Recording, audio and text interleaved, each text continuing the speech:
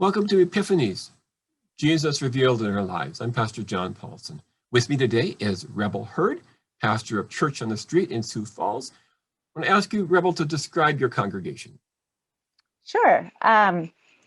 So I would say that Church on the Street is a congregation filled with folks living in poverty and homelessness, but I wouldn't also let that define them, as they are a congregation of beautiful souls, wonderful people who, for one reason or another, are unable to come into the church and receive the gifts of the church. So we take the church out to them. So as we talk about Jesus revealed in our lives, the question I usually start with is who first introduced Jesus to you? Oh, what a fun question. Well, I will try to answer that. As a young child, being raised by a single mother, we often lived in rental properties. One of the rental properties that we lived in when I was in first grade was across the street from a young lady named Debbie Brookbank. And her family, I would say that they are very churchy. Back then, I wouldn't have had that necessarily terminology, but I would definitely say that they were churchy. They went to church on Wednesdays. They went to church on Sundays. They went to church on Sunday evenings. And they took me with. And it was a beautiful opportunity for me to get out of the house and to see a glimpse at a different life. And quite frankly, I am not sure that I went because Jesus was calling me to go, or if I was getting the red hot dogs that came in the links after church and getting to sit up into a coffee bar type situation because Phyllis Brookbank spoiled us. But I definitely felt Jesus. I definitely continued to feel called to that place and continued to go to that church until I was 16 years old. So, yeah.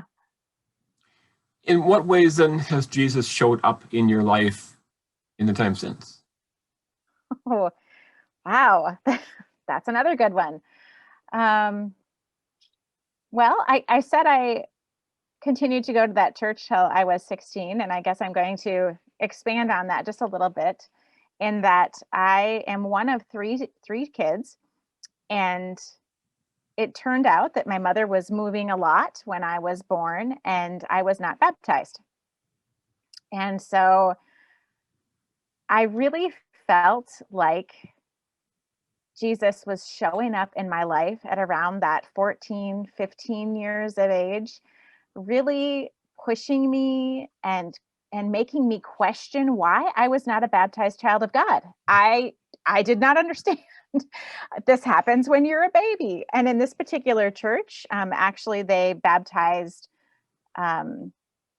people at many different ages, as we do, of course, today too. But I took a baptism class with a bunch of grown-ups and expectant parents, and I sat in the room and I asked all the questions, and I am confident that that was the beginning of the process of me who I am today, because I felt like it was okay to ask every question that I didn't understand, or to push it just a little bit farther, because I felt like Jesus was present with me. Like he was showing up in the madness with me and all the questions that I had and the messiness of my life, and really gave me the security and the confidence to ask the questions and to keep searching and dig deeper. And I think that has always been the situation. And I think that Jesus has shown in my life continually. And, you know, I went to seminary in my 40s. That's not the most common thing, more and more common these days, but I sure believe that Jesus is with me each and every day. In what ways? So Jesus talked about showing up in the people who he called the least of these. In what ways have you seen Jesus showing up in the congregation that you serve right now among the people? I will use an example from last night because I am blessed to have an example most days of how Jesus is showing up in our congregation and in the folks within our congregation.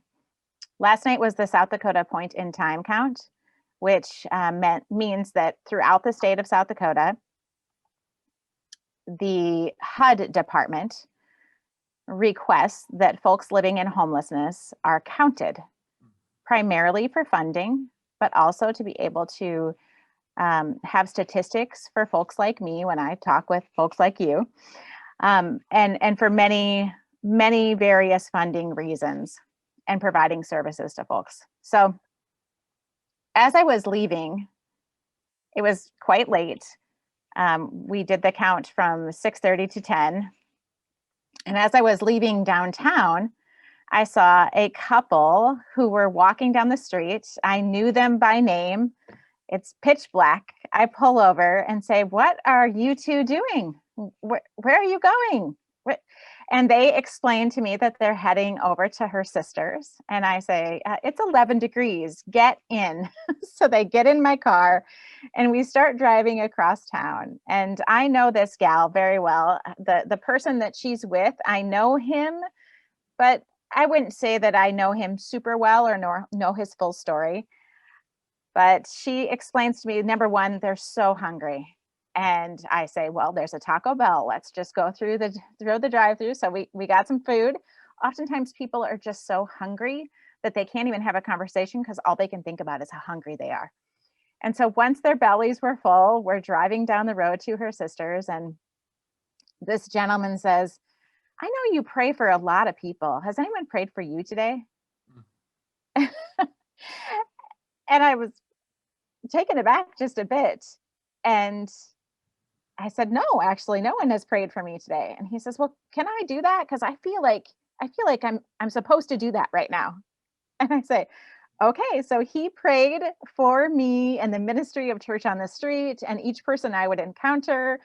And after the prayer is done, he said, "That was kind of weird, but I really felt like I was supposed to do that." And truly, in that moment of a 14-hour day, much of it so cold, Jesus was not only showing up for this lovely couple, but Jesus was showing up for me as well.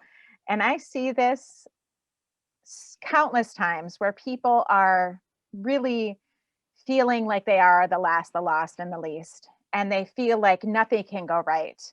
And a prayer is answered in just a moment. And oftentimes you can easily not really stop and recognize and give thanks for that because you're really trudging through life that's just hard.